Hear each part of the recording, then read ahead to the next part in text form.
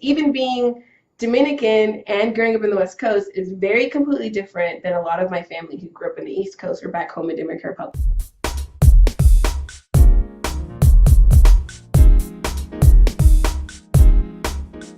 Hey, this is Lance McGowan and Cariela, and welcome to another edition of Getting to Know Lance and Cariela. Yeah, so the purpose of this is really just to help you get to know us, learn about our story a little bit, about our dads, about our moms, about us growing up biracial, just so you know you're not alone, or if there's something that you connected with or related with regards to our own family story, then excelente, that's great. And so we actually met at a Vegas Young Professional event. Mm-hmm. We're millennials. We were learning how to connect with others and be creatives, right? Mm-hmm. Absolutely. That's great. So Cariela is awesome. And today's video, yes, today's video, we're going to learn about what was it like for you growing up biracial, transnational, as well as your American experience. Yeah, so as I've mentioned before, I was born in Dominican Republic. We moved to the United States when I was very young, and I had an interesting experience. Being an immigrant, being an Afro-Latina, which is what I resonate with. I may be light-skinned, y'all, but I am very much Afro-Latina. 2 snaps in the air for that. Yeah, no, my family is completely all different spectrums of the rainbow. I have a grandmother who's very, very much African, and my other grandmother who passed away who's very, very much European with a Spaniard, that look and feel of the European look. And Dominicans by existence are biracial. We have different backgrounds that speak to our culture, it being African, it being Spanish and Taino, the indigenous people that lived on Hispaniola. So we're all mulattoes, and we walk through life as that, which I think is beautiful and adds to my perspective and my experience.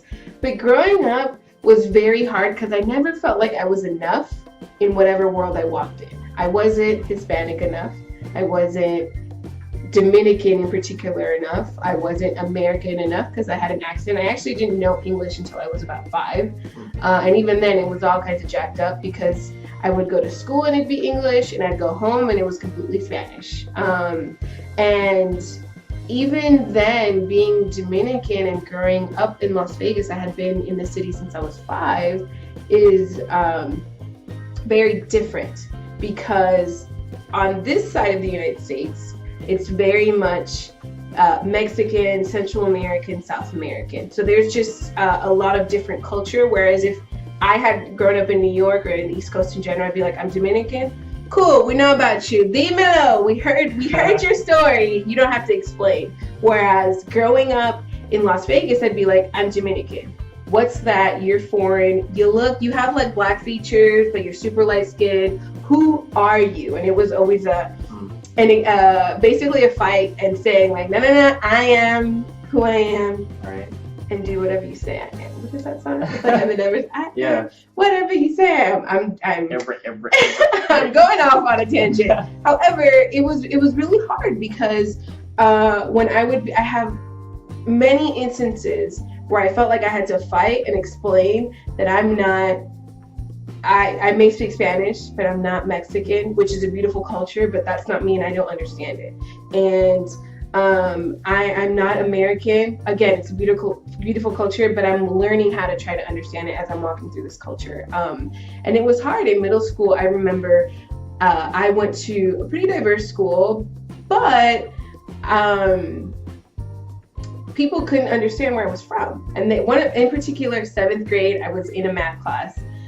And I had said something in Spanish, and this girl looks at me and she was like, "You speak Mexican?" And I was like, I don't know what to say. I was like shocked and embarrassed for her, but also really became really introverted in that space because I was like, oh my gosh, I can't speak Spanish because it makes me stand out more.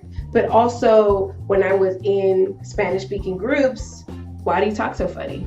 why do you speak this way? Because Dominicans have a very different dialect. We have a lot of twang and flavor to our Spanish, and it was very hard, like teetering between two. And then going back to Dominican Republic, and my cousins are like, "You're so American. You have a weird accent when you speak Spanish. Like you don't." So it's like walking through all these spaces where you're never really in.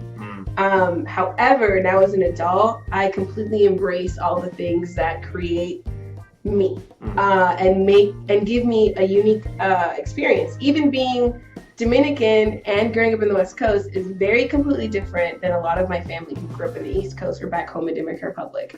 Like I have so many different worlds and spaces that I've walked through and feel comfortable from that. So it makes me flexible and understanding of other people's different cultures and stuff. So yeah, I'm pretty proud now. Proud to be everything.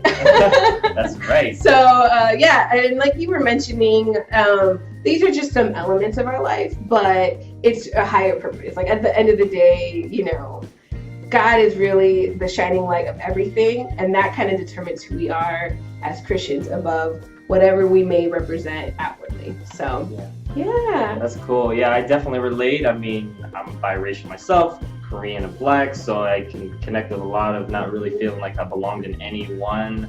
I didn't really look like any of them. Like the Asians knew I was mixed, the Blacks didn't believe me. So it was just kind of like, well, so that's life though, you know? So, but it's cool though. It's not about living for the expectations of others and not trying to like people please. It's about, you know, understanding who we are and our own identity and coming to terms with things and accepting ourselves and loving ourselves so we can love others more equally, more fairly, more unconditionally. I think that's what it's all about at the end of the day. Absolutely. So. Hearts to everyone, because it's all about loving each other as a human race at the end of the day. Yeah, we're all people. That's right, we're all people.